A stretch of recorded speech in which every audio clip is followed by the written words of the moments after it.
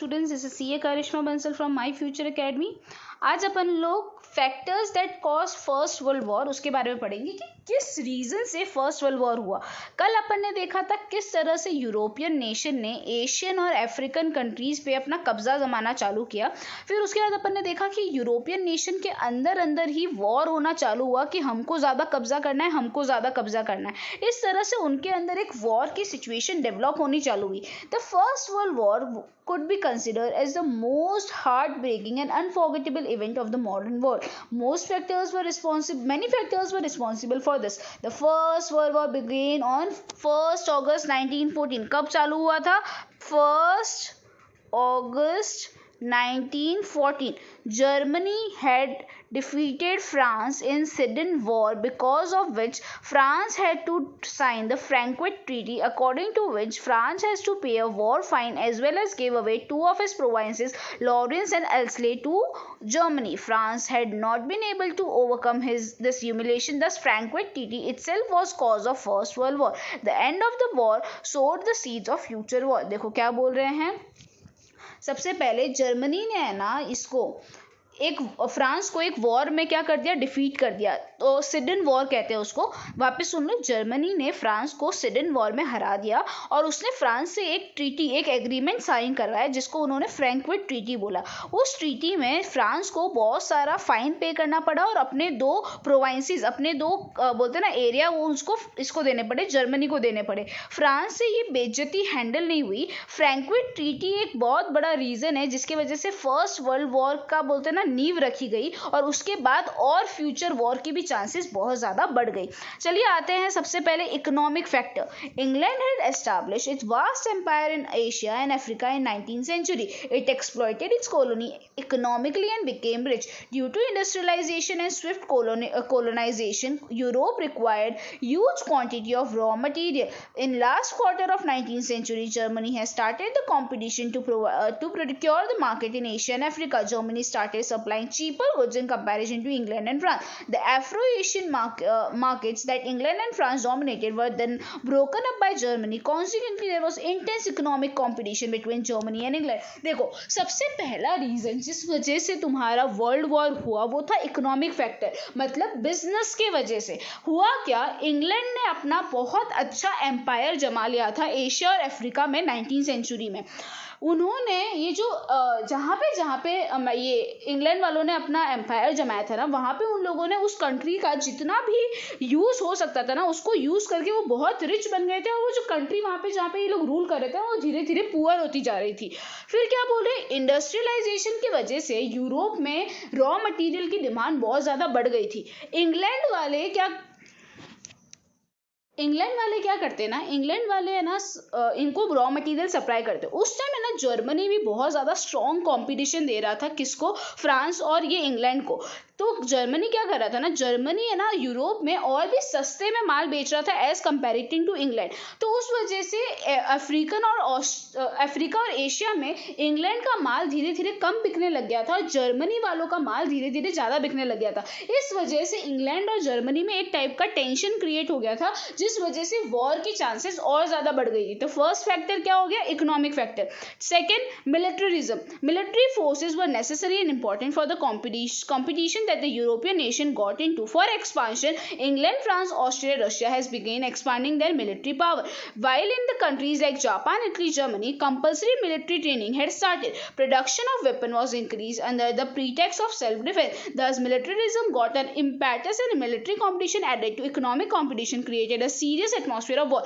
देखो, second reason जिस वजह से तुम्हारा वॉर हुआ वो था मिलिट्रिज्म। मिलिट्रिज्म मतलब देखो, बिकॉज है ना यूरोपियन नेशन एक दूसरे के साथ इतने ज़्यादा कंपटीशन में थी ना, तो खुद की आर्मी को स्ट्रॉन्ग बनाना ताकि वो लोग लोगों पे कब्जा कर सके वो बहुत ज़्यादा ज़रूरी था। एक साइड इंग्लैंड, फ्रांस, ऑस्ट्रेलिया और ये जो रशिया है ना वो अपनी मिलिट्री पावर को एक्सपांड करने में लगे हुए थे और दूसरी साइड ये जो इटली, जापान और जर्मनी है ना ये लोगों ने कंपल्सरी मिलिट्री ट्रेनिंग चालू कर दी थी अपनी कंट्रीज़ में ताकि लोग वेपन्स बना सके, ये वेपन्स और बनाए जा रहे थे, तो उस वजह से बहुत ज़्यादा एक एटमॉस्फेयर क्रिएट हो रहा था एक दूसरे के सामने। वो लोग, उनको ऐसा हो रहा था इसने इतने वेपन बनाए, हम भी इतने वेपन बनाएंगे। इस तरह से एक वॉर की टेंशन और ज़्यादा धीरे धीरे बढ़ती जा रही थी और आगे चांसेस वर्ल्ड वॉर के और ज़्यादा दिख रहे थे। तो पहला economic factor, second militarism, third groupism, secret treaties. Groupism and secret treaties plays a major role in First World War. The world was divided into two groups before the First World War. One side was the group of Germany, Austria, Hungary, Bulgaria, Turkey, while on the other side the group of England, France, Russia and Japan. A feeling of jealousy, envy, mistrust, fear, hatred evolved between the groups, which was an important factors of the First World War. क्या बोल रहे हैं? तीसरा reason जिस वजह से war हुआ वो था ग्रुपिज्म। ग्रुपिज्म क्या मतलब, जब है ना वर्ल्ड वॉर चालू हुआ ना, उससे पहले पूरा देश दो भाग में बट चुका था। एक साइड में कौन थे? एक साइड में तो थे जर्मनी, ऑस्ट्रिया, हंगरी, बल्गारिया और टर्की, और दूसरी साइड में थे इंग्लैंड, फ्रांस, रशिया, जापान। ये जो दो पार्ट में ये लोग बिट चुके थे, क्योंकि जर्मनी क्या कर रहा था, अपने ना प्रोडक्शन इंडस्ट्रियलाइजेशन के थ्रू लोगों के मार्केट को कवर करने की ट्राई कर रहा था, लोगों को कम दाम में माल बेच रहा था। उस वजह से ये इंग्लैंड वालों में बहुत ज़्यादा जेलसी आ चुकी थी, तो ये लोगों का दो ग्रुप क्रिएट हो गए थे। इस वजह से और ज़्यादा टेंशन बढ़ गई थी कि अब क्या होने वाला है, अब जल्द ही वर्ल्ड वॉर होने वाला है। Feeling of fierce nationalism. Fourth reason was feeling of fierce nationalism. The independence of Belgium, Greece and the unification of Germany and Italy were the result of nationalism. But later the feeling of nationalism took an extreme narrow form in Europe. Economic jealousies, competition, colonialism in Europe had increased so much that the national interests of each other began to clash. Leading European nations began teaching extreme and destructive nationalism to its people. Love for own nation and hatred for the other nation was encouraged. The German chief Kaiser Wilhelm was the other originator of nationalism and colonialism. He was over-ambitious and believed in world leadership. He wanted to get things done according to his will with the help of his grand military power. The feeling of war spread across other nations as in Germany, and this has resulted in First World War. Feeling of nationalism हुआ क्या था, अभी है ना Belgium, Greece, Italy, Germany, इन लोगों को independence मिला था। इन लोगों के अंदर देशभक्ति की भावना बहुत ज़्यादा जगी हुई थी, एक्सट्रीम लेवल पे जगी हुई थी। देशभक्ति के चक्कर में लोगों से जेलेसी भी बहुत बढ़ गई थी। उन लोगों को ऐसा था जैसे पहले लोगों ने हम पे कब्जा किया ना, अब हम किसी को कब्जा नहीं करने देंगे, अब हम लोग ही फर्स्ट आएंगे। इस वजह से आपस में ये जो इंडिपेंडेंट देश है ना, उनकी जेलेसी बहुत ज़्यादा बढ़ गई थी। जो जर्मनी का लीडर था ना, कैसर विलियम, उनका मानना था कि हमको तो पूरे वर्ल्ड पे कब्जा करना है। मुझे वर्ल्ड लीडरशिप में वो बिलीव करते थे, वो अपने अकॉर्डिंग सारा काम करवाना चाहते थे। इस तरह से बोलते ना, लोगों में वो गलत नेशनलिज्म की डेफिनेशन डेवलप कर रहे थे कि अपने देश से प्यार करो, दूसरे देश से नफरत करो। बट एक्चुअल में नेशनलिज्म ये नहीं होता। नेशनलिज्म मतलब आप अपने देश से प्यार करो पर दूसरे से नफरत मत करो। पर ये कैसर विलियम क्या बोल रहा था, आप सिर्फ अपने देश से प्यार करो, दूसरों का देश से आपको नफरत करना करो। इस तरह से नेशनलिज्म की जो गलत फीलिंग लोगों में डेवलप हो रही थी, उस वजह से भी वर्ल्ड वॉर होने के चांसेस बहुत ज्यादा बढ़ चुकी थी। आगे आते हैं, role of newspaper. The newspaper of European nation around so much of hatred among people with their mutual, derogatory, provocative, exaggerated and false write-up by spitting venom against rival nation that the rulers of the respective nation could not even make efforts for establishing peace and harmony. ऐसा बोल रहे newspapers की वजह से भी world war की chances बढ़ गई थी। न्यूज़पेपर क्या करता है ना, जैसे इंडिया का न्यूज़पेपर ऑस्ट्रेलिया के बारे में बहुत खराब लिखने लग गया था। मतलब मैं इंडिया का एग्जांपल दे रही हूँ, मैं यहाँ पे बोल रही हूँ, जैसे वो दो नेशन है ना, एक दूसरे के खिलाफ न्यूज़पेपर में बहुत खराब लिखने लग गए थे। इस वजह से आपसी दुश्मनी और ज़्यादा बढ़ रही थी। लोगों के अंदर दूसरे नेशन, मतलब जो बोलते ना सामने वाले नेशन के लिए और ज़्यादा, राइवल नेशन के लिए और ज़्यादा नफरत बढ़ने लग गई थी। इस वजह से भी तुम्हारा वर्ल्ड वॉर की चांसेस बढ़ चुकी थी।